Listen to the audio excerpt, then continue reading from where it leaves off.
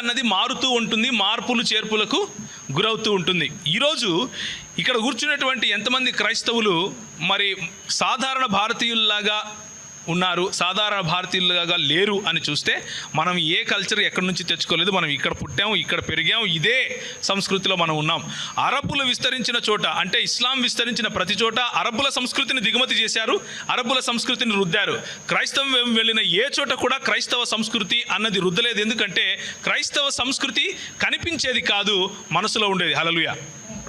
క్రైస్తవ సంస్కృతి అనేది కంటికి కనిపించేది కాదు, కానీ వారి గుణలక్షణాలలో మన ప్రభు అయినటువంటి యేసును మనము పరిచయం చేసేది. అందుకనే క్రైస్తవ సంస్కృతి ఏమిటి అని అంటే శత్రువును కూడా ప్రేమించడం. ఇది దిగుమతి చేసుకుంటే తప్ప.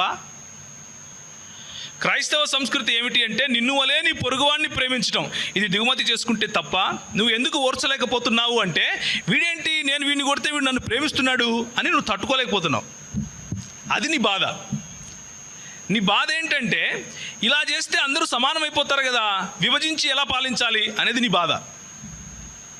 అందరినీ ప్రేమించమని ఒకటే మాట చెప్తే అందరూ సమానమైపోతే ఇక నా బ్రాహ్మణత్వం ఏముంటుంది, నా క్షత్రియత్వం ఏముంటుంది, వీడు శూద్రుడుగా ఎలా బతుకుతాడు, నా కిందకు ఉండడు కదా అనేది నీ బాధ.